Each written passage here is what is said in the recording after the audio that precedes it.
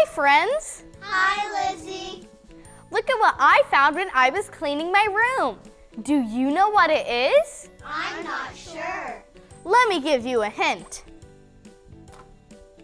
A magnet. Yup, it's a magnet.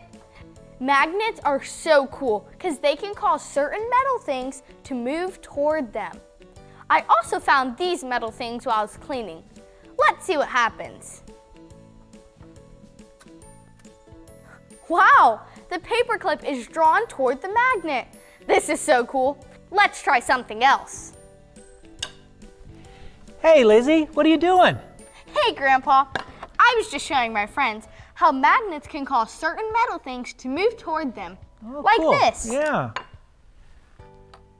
Grandpa, I think my magnet's broken. It's not working anymore. Well, Lizzie, that's because this actually isn't metal.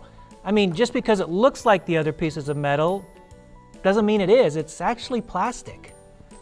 So you're saying this little thing is fake metal? Well, I suppose you could say that, but you know, hey, this actually reminds me of a Bible story. Do you guys want to hear it? Yes.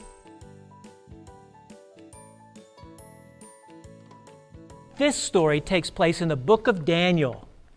A long time ago, a king named Nebuchadnezzar built a giant statue. That's a crazy long name, isn't it, Lizzie? Can you say Nebuchadnezzar? Nebuchadnezzar. Good job. The statue was 90 feet tall and made out of gold. Nebuchadnezzar commanded everyone in his kingdom to come and see the giant statue. When people arrived, they were told that they would hear a... Grandpa, we have a clue. Yeah. This makes music when played. Well, what do you think it could be? Let's put on our binoculars and look.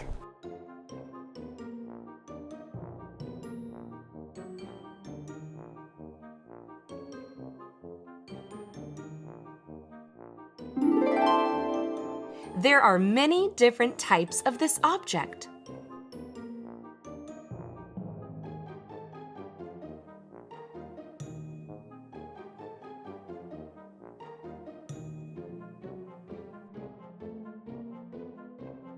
Do you think it's a musical instrument? Yes. That's right. King Nebuchadnezzar ordered that whenever they hear the sound of a horn or flute, harp or other instrument, that they must stop what they're doing and bow down and worship the statue. Anyone who refused to worship the statue would be thrown into a blazing hot furnace.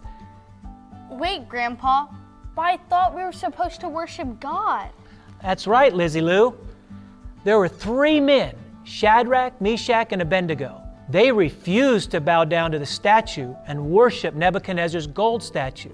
They told the king that God could... We have another clue. This has 4 wheels and is bright red. Has 4 wheels and is bright red? What could it be? Let's look around with our binoculars to see.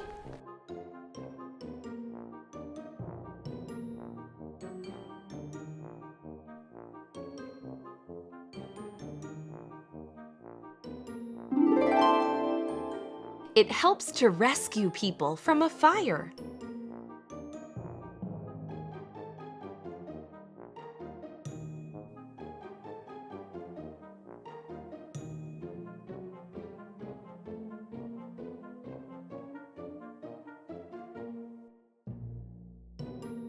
A fire truck is red and rescues people. Do you think it's a fire truck? Yes. Well, Shadrach, Meshach, and Abednego knew that God could rescue them. But even if he didn't, they still would never worship the statue. They only worshiped God. That's because they knew that God is the one true God. Hey, that's our faith fact for today. My God is the one true God. Let's ring the bell and say it together. My God is the one true God. What happened next, Grandpa? Oh, that's a great question. King Nebuchadnezzar was so mad that the 3 men wouldn't worship the statue that he commanded the furnace be heated up 7 times hotter than usual. Then he ordered that the 3 men be thrown into the furnace.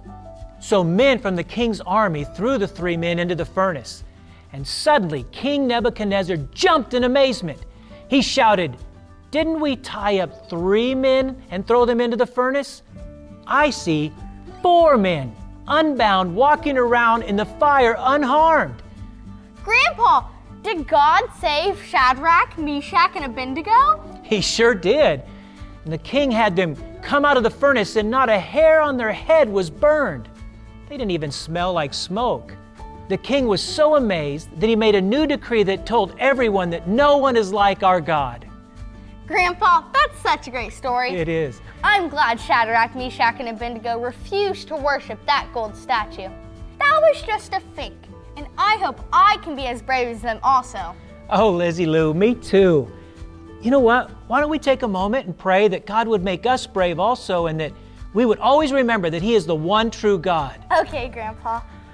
Dear God, help Lizzie and I to be brave just like you.